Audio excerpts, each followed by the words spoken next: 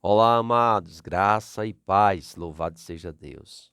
Tudo bem com você? Tudo bem com sua família? Nós estamos comentando a Bíblia, estamos no segundo livro de Reis, no capítulo 4. Aqui o autor está falando sobre aspectos da vida de Eliseu e mostrando como esse profeta foi importante para o povo de Deus. Amém? O verso 38 diz assim: Voltou Eliseu para Gigal, havia fome naquela terra. E enquanto os discípulos dos profetas, assentados diante dele, disse ao seu moço: Põe a panela grande ao lume e faze um cozido para os discípulos dos profetas. Então saiu ao campo a apanhar ervas e achou uma trepadeira silvestre. E colhendo dela, encheu a sua capa de colossíntidas. Voltou e cortou-as em pedaços, pondo-as na panela, visto que não as conheciam. Depois deram de comer aos homens. Enquanto comiam do cozinhado, exclamaram: Morte na panela, homem de Deus! E não puderam comer.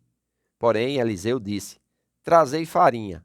Ele a deitou na panela e disse: Tira de comer para o povo. E já não havia mal nenhum na panela. Olha, como é interessante, né, a vida simples de um homem de Deus.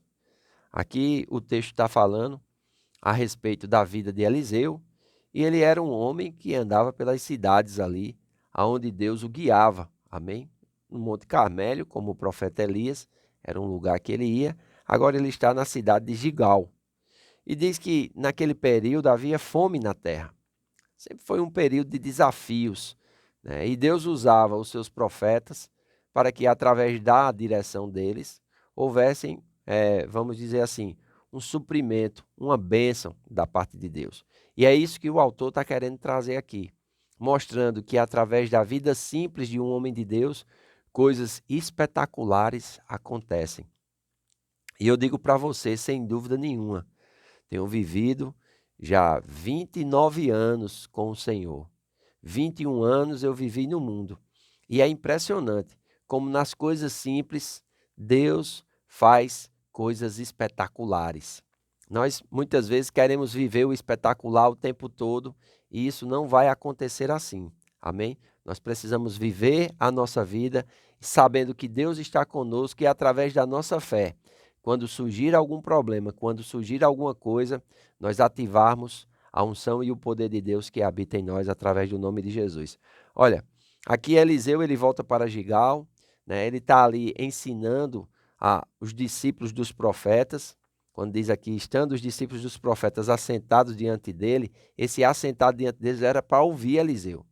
E Eliseu ali está ensinando, está falando a respeito da vida com Deus, a respeito das coisas concernentes, de como um profeta deve viver, quais são as características, como Deus usa um homem comum e faz dele um homem extraordinário, né? E ele chega para o seu moço e diz assim: Olha, põe a grande panela no fogo e fazem um cozinhado para os discípulos dos profetas. Tem fome, vamos alimentar este povo, né? É algo que Deus também deseja nos usar para alimentar aqueles que têm fome, enquanto eles participam da nossa vida. Então diz que esse vai a um campo, apanhar ervas, achou uma trepadeira silvestre, colhendo dela, encheu a sua capa de colossíntidas. São frutos de ervas amargas, né? Era algo comum eles fazerem isso. Então ele vai, enche a sua capa dela, corta aqueles frutos em pedaços, né? E coloca na panela. Então, eles não conheciam aquele fruto, estão fazendo um cozido, e quando o cozido está pronto, que ele vai servir para matar a fome dos discípulos dos profetas, né? E quando eles estão provando, alguém grita ali e diz que havia morte na panela, homem de Deus. Ou seja, aquele fruto, além de ser amargo, era um fruto envenenado. E é interessante, quando isso acontece, o homem de Deus não se desespera. Os discípulos dos profetas, sim, mas o homem de Deus sabe o que fazer. Sabe quando coisas acontecem na sua vida e você não sabe o que fazer, você simplesmente exclama, aquilo aconteceu de repente, e sempre é algo que tenta nos parar, é algo que tenta nos destruir, é algo que tenta nos matar, ou seja, obra de Satanás, porque Jesus disse que o ladrão vem senão a roubar, a matar e a destruir, ele está falando do diabo, Porque quando ele compara a ele. Ele disse, eu vim para que vocês tenham vida e tenham em abundância. Então, Jesus está falando do diabo e de seus agentes, né? Então, algo natural, algo comum. Eles estavam simplesmente vivendo, né? Estudando e aprendendo, e na hora de comer havia morte na panela. Aquilo assustou os discípulos dos profetas, mas não assustou Eliseu.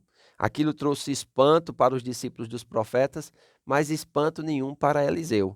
Olha como ele age, né? Como Eliseu é prático no seu agir. O versículo 41 diz assim: porém, disse Eliseu, trazei farinha, uma outra coisa simples também. Amém?